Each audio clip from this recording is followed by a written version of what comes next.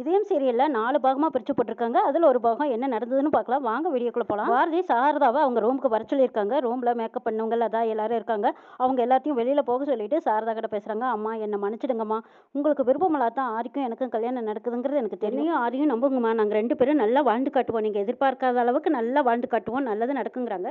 இப்பவும் நம்ம எதிர்பார்க்காத நடக்குது. உன்னை நேர்ல பார்த்து கூட பேச முடியல என்னால. நான் காலம் முழுக்க குற்ற உணர்ச்சியோட தான் இருக்கணும் போல இருக்கு. என்னம்மா ஏதோ யோசிக்கிறீங்கன்னு கேட்குறாங்க. இல்லைம்மா நான் எதுவும் யோசிக்கல, நீ சொல்லுன்னு கேட்குறாங்க சாரதா. நாங்கள் இங்கே வந்தபோது எதுவுமே உங்களுக்கு தெரியாமல் நடந்திருக்காது. எல்லாருக்குமே ஒரு பக்கம் நியாயம் இருக்கு. அதே மாதிரி நீங்கள் பண்ணதும் ஒரு பக்கம் சரிதான். ஆதியோட கல்யாணத்தை எப்படியெல்லாம் நடத்தணும்னு நீங்களும் கனவு அது எல்லாமே கலைக்கிற மாதிரி நான் வந்ததை உங்களால் ஏற்றுக்க முடியல, என்னாலையும் புரிஞ்சுக்க முடியுது. அப்படியெல்லாம் எதுவும் இல்லை பாரதிங்கிறாங்க. இல்லைம்மா ஆதி காதலிக்கிற பொண்ணு யாருன்னே தெரியாத போதே நான் கண்டுபிடிக்கிறேன்னு சொன்னேன். என்ன தான் பார்க்க சொன்னீங்க, நீங்கள் தெரிஞ்சதுக்கு அப்புறமா என்ன ஏற்றுக்கிட்டீங்க. ஆனால் மறுபடியும் ஏன்னு தெரியல, என்ன பிடிக்காம போனாலும் எனக்கு நம்பிக்கை இருக்கு. என்னால் உங்களுக்கு நல்ல மருமகளா இருக்க முடியும். கண்டிப்பாக முழு மனசோட என்ன உங்களை மருமகளா ஏற்றுக்குவீங்கன்னு சொல்றாங்க. அது முடியாத பாரதின்னு நினைக்கிறாங்க சாரதா. எங்க கல்யாணம் நல்லபடியாக நடக்கணும்னு ஆசீர்வாதம் பண்ணுங்கம்மான்னு சொல்றாங்க. பாரதி கல்யாணம் முடிஞ்சதும் நான் தான் ஆசீர்வாதம் பண்ண போறேன்ல, அதுக்குள்ள எதுக்கு ஆசீர்வாதங்கிறாங்க. இல்லம்மா கல்யாணத்துக்கு முன்னாடியே உங்க ஆசீர்வாதம் எனக்கு வேணும்னு பாரதி காலில் விழுந்து ஆசீர்வாதம் வாங்கிக்கிறாங்க. நல்லா இரு பாரதின்னு ஆசீர்வாதம் பண்ணிட்டு நான் போறேன், நீ ரெடி ஆயிட்டு வந்துட்டு போறாங்க. துரை அடியாளுங்களை வச்சுக்கிட்டு அவர் மாப்பிள்ளை குளத்தில் நின்றுட்டு இருக்காரு வெளியில. என்ன துரை மேட்ரு என்னன்னு சொல்லியிருந்தா நாங்களே பார்த்துருப்போம்ல, நீ எதுக்கு இங்கே வந்த அப்படின்னு கேட்குறாங்க. டேய் மாப்பிள்ளையே நான் தாண்டாங்கிறாங்க. சரி அப்புறம் எதுக்கு களத்தில் வந்து இறங்குனேன், நாங்கள் பார்த்துக்கோமில்ல. மாப்பிள்ளையா கல்யாண மண்டபத்துக்குள்ள நான் போகணும்னா இங்கே வந்து தாண்டா ஆகணுங்கிறாங்க. என்ன துரை சொல்கிறேன், எங்களுக்கு ஒன்றும் புரியலையேங்கிறாங்க. அப்போ கரெக்டாக துரைக்கு ஃபோன் வருது. மணிதான் கூப்பிட்டுருக்காங்க. மாப்பிள்ளைங்கிறாங்க. என்ன எப்போ பார்த்தாலும் மாப்பிள்ளைங்கிற, ஆனால் இந்த வாட்டியாவது மிஸ் ஆகாமல் என்ன மாப்பிள்ளையாக்கிடுவேன்னு கேட்குறாங்க. பிளான் போட்டது 6 நான் அல்லவா, மிஸ் ஆகாதுடாங்கிறாங்க மணி. மாமா இந்த தடவையாவது நான் மாப்பிள்ளையாயிரணும். என் அப்பா அவள் பக்கம் இருக்கிறதுனால தான் அவள் இந்த ஆட்டம் ஆடுறா. அவள் திமிர அடக்கி ஆகணுமாமா. என் அப்பனும் என்னை வீட்டை விட்டு வெளியே துரத்திட்டான். கண்டிப்பாக நான் மாப்பிள்ளை ஆகி ஆகணுங்கிறாங்க. இந்த தடவை துறை யாருன்னு காட்டுறேங்கிறாங்க. டே நீ காட்டுனதெல்லாம் போதும்டா, இந்த தடவை நான் போட்டிருக்கிற ஸ்கெட்சு மிஸ் ஆகக்கூடாதுடா. மிஸ் ஆயிடுச்சு, அவ்வளோக்காக பெரிய ரிஸ்க் எடுத்திருக்கேன்டா. தேவையில்லாமல் வம்பளை மாட்டி விட்டுறாத, பார்த்து நடத்துக்கோங்கிறாங்க. கண்டிப்பாக நீங்கள் சொன்னதை நான் செய்வேன் மாமாங்கிறாங்க. நான் சொல்கிறதெல்லாம் நீ சரியாக தான் செய்வேன். அவங்க கூட இருக்கிறானுங்களே தடிமாடுங்க, அவனுக்கு சொதப்பி வச்சாலும் வச்சிருவானுங்க. நீ ஸ்பீக்கரில் போடு. டேய் போட்ட திட்டம்படி கரெக்டாக பண்ணணும்டா, இல்லைன்னா எல்லாரும் உள்ளே போயிடுவீங்கன்னு சொல்கிறாங்க. ரவுடிக சரி நீங்கள் சொன்ன மாதிரி நாங்கள் நடந்துக்கிறோங்கிறாங்க. முக்கியமான விஷயம், ஒருவேளை இந்த கல்யாணம் நடக்காமல் போயிட்டாலும் அல்லக்க இங்கே யாரும் மாட்டிக்க கூடாதுடா. அப்படியே மாட்டிக்கிட்டீங்கனாலும் உங்கள் தலையை மட்டும் காட்டி கொடுத்துடாதீங்கடா. அவன் மாட்டிக்கிட்டான் அப்புறம் உங்களை எல்லாம் வெளியவே எடுக்க முடியும். இன்னைக்கு பாரதிக்கு எங்க கூட தான் கல்யாணம். தேங்க்ஸ் மாமாங்கிறாங்க. டே கல்யாணம் முடிஞ்சதுக்கப்புறம் தேங்க்ஸ் சொல்லு. சரி போன வைக்கிறேன்னு மணி போன வைக்கிறாரு. நேராயிட்டு போய் மாப்பிள்ளையை கூட்டிட்டு வாங்கன்னு சொல்றாங்க. சரவணா போய் மாப்பிள்ளையை கூட்டிட்டு வான்னு சாரதா சொல்றாங்க. சரின்ட்டு போகிறாங்க. சரவணன் ஆதியை பார்க்குறாங்க. ஆதி எல்லாம் ரெடியாக இருக்குது, வாட போகலாம் கல்யாண மாப்பிள்ளை அப்படின்னு கூட்டிகிட்டு போகிறாங்க. மேடையில் வந்து நீ பாரதி கழுத்தில் தாலி கட்டுறது தான் பாக்கி, வா போகலாம் அப்படிங்கிறாங்க. ஆதிக்கு மாலையை போட்டு சரவணன் கூட்டிகிட்டு வராங்க. சாரதா பார்த்து சந்தோஷப்படுறாங்க. மணமேடைக்கு வந்ததுமே அங்கே எதையோ தேடிட்டு இருக்கிறாங்க. என்னடா ஆதி மாப்பிள்ளை யாரையோ தேடிட்டே இருக்கிற வந்ததுலேருந்து பாரதி இப்போ வந்துடுவாங்க. மச்சான் பொண்ணு வந்தாச்சுங்கிறாங்க. சரவணன் எங்கடான்னு தேடுறாங்க. ஆதி டேய் நீ அழகா இருக்கியான்னு செக் பண்ணண்டாங்கிறாங்க. டே போட ஓடி வந்ததும் கழுத்தை பிடிச்சு ஹலோ ஃப்ரெண்ட் நீங்கள் ரொம்ப சூப்பராக அழகாக இருக்கீங்கிறாங்க. அடப்போங்க ஃப்ரெண்ட் இதெல்லாம் ஒன்றுமே இல்லை, நீங்கள் தான் ரொம்ப சூப்பராக இருக்கீங்க. தமிழ் இனிமே ஆரியா அப்பா நீ ஏன் கூப்பிடக்கூடாது, இனிமே அப்பான்னு கூப்பிடுங்கிறாங்க. ஓகே அப்பா நீங்கள் ரொம்ப அழகாக இருக்கீங்கன்னு சொல்லிட்டு இருக்கும்போதே பாரதி வந்துட்டாங்க. டே மச்சான் பொண்ணு வந்துட்டாங்க பாருங்கிறாங்க. போட உனக்கு இதே வேலையை போச்சுங்கிறாங்க. அட நிஜமாக தான் சொல்கிறேன்டா அப்படிங்கிறாங்க. இருந்தாலும் நம்மள தமிழ் சொன்னதுக்கு அப்புறமா திரும்பி பார்க்குறாங்க. பாரதி அப்படி மனப்பொண்ணா வந்துட்டு இருக்காங்க. பாரதியை மணமேடைக்கு கூப்பிட்டு எல்லாத்துக்கும் நமஸ்காரம் பண்ணிட்டு உட்காருமாங்கிறாங்க. அதே மாதிரி பாரதியும் உட்காந்துருக்காங்க. ஆதியும் பாரதியும் ஒருத்தருக்கு ஒருத்தர் பார்த்துட்டு இருக்கிறாங்க. இந்த பக்கமா பார்வதியும் அறிவும் பேசிக்கிறாங்க. என்ன நடக்குதுன்னே தெரியாம பாரதி எவ்வளோ சந்தோஷமா இருக்கா பார்த்தீங்களாங்கிறாங்க. சரி விடு எல்லாம் கொஞ்சம் நேரம் தானுங்கிறாங்க. அறிவு எங்க ஒரு விஷயத்தை கவனிச்சிங்களா, ஸ்வேதாவை ஆளையே காணுமேங்கிறாங்க.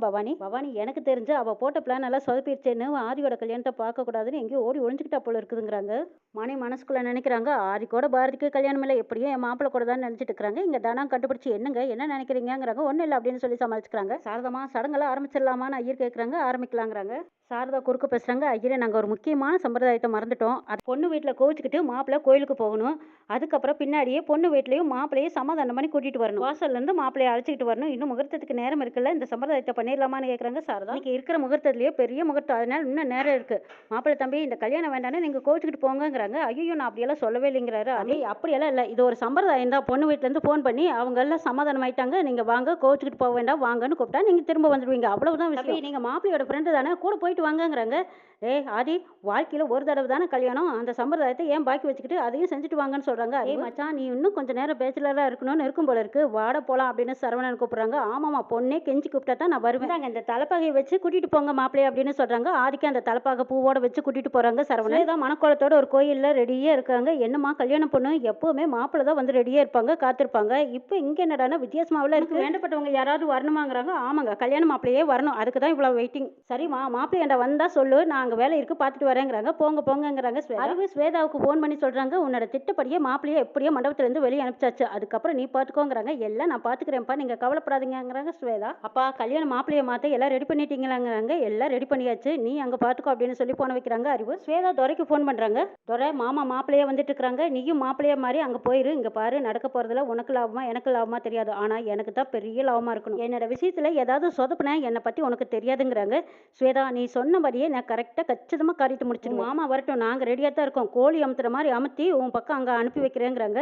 என் மாமாவை பத்திரமா அனுப்பி வைடா துரை. டேய் ஆளாளுக்கு போய் ஒளிஞ்சுக்கங்கடா, ஆதி வர டைம் ஆயிடுச்சு. அவனை அப்படியே கோழி அமுக்கிற மாதிரி அமைக்கிறணும். அவன் கொஞ்சம் அலர்ட் ஆகிட்டான், அவ்வளவுதான், நம்ம பிளான் எல்லாம் சொதப்பலாயிடும். துரை சொல்கிறது சரிதான், சிக்னல் கொடுத்ததும் எல்லாரும் அங்கங்கே ஓடி வந்துருங்கடான்ட்டு ஆளாளுக்கு ஒழிஞ்சுக்கிறாங்க. சரவணன் ஆதி 2 பேரும் வந்துட்டு இருக்கும்போது ஒரு பொண்ணு வலுப்பில் துடிச்சிட்டு இருக்கிற மாதிரி காட்டுறாங்க. அந்த இடத்துக்கு சரவணன் இறங்கி வந்து, என்னையா எல்லாரும் வேடிக்கை பார்த்துட்டு இருக்கிறீங்க, அந்த பொண்ணு பாவம் காக்கா விழுப்பு வந்து இழுத்துக்கிட்டு இருக்குது, ஏதாவது இரும்பு எடுத்து கொடுங்கன்னு சொல்கிறாங்க. யாருமே எதுவும் பேசாமல் நிற்கிறத பார்த்துட்டு போங்கய்யா அப்படின்னு சொல்லிட்டு அவரே போய் ஏதோ எடுத்துகிட்டு வந்து கொடுக்க வர்றாங்க. அப்போ அந்த பொண்ணை காணோம். சரவணன் 4 பேர் சேர்ந்து பிடிச்சிக்கிறாங்க. இதை பார்த்து ஆதி காரை விட்டு இறங்கி வராங்க. டேய் ஆதி காரை விட்டு இறங்கி வராத, பாரதி ஆதியோட கல்யாணம் நல்லபடியாக நடந்தாகணுங்கிறாங்க. இங்கே சரவணனை போட்டு அடிக்கிறதுக்கு தயாராகிட்டாங்க 4 பேரும். அந்த இடத்துக்கு துரை வந்து ஆதி கிட்ட கேட்குறாங்க, என்ன கல்யாணம் மாப்பிள்ள, ஆஹா மாப்பிள்ள கெட்டப்பில் ரொம்ப அருமையாக இருக்கு, நீ என்னை எத்தனை மட்டும் அடிச்சிருப்ப, வாங்கின அடியெல்லாம் நான் மறந்துடுவேனா, மொத்தமாக திருப்பி கொடுக்குறக்கு வந்திருக்கேன்னு சொல்கிறாங்க. நீ வாங்கின அடியெல்லாம் மறந்துடுவியா, எத்தனை வாட்டி தான் உன்னை அடிக்கிறதா அப்படின்னு சொல்லி ஆதி அடிச்சிட்டு இருக்கிறாங்க. இந்த பக்கமாக துரை சிரிச்சுக்கிட்டே அப்படி வில்லத்தனமாக சிரிச்சுக்கிட்டு ஸ்ப்ரே அடிச்சிடுறாங்க மூஞ்சியில். ஆதி அப்படியே மயக்க நிலைக்கு போகிறாங்க. இந்த பக்கமாக சரவணன் பார்த்துட்டு டேய் டேய்னு ஓடி வராங்க. சரவணுக்கு பின்னாடி ஒருத்தன் கட்டையால் தாக்கிடுறான். அதுக்கப்புறம் சரவணும் மயங்கி விழுந்துடுறாரு. துரை ஆதிக்கு தலையில் வச்சுட்டு வந்த அந்த பூ தலைப்பாகையை அவர் எடுத்து வச்சுக்கிட்டு இப்போ மண்டபத்துக்கு போயிட்டு இருக்காங்க. என்ன நடக்க போகுதுங்கிறதையும் அடுத்த எபிசோடில் பார்க்கலாம்.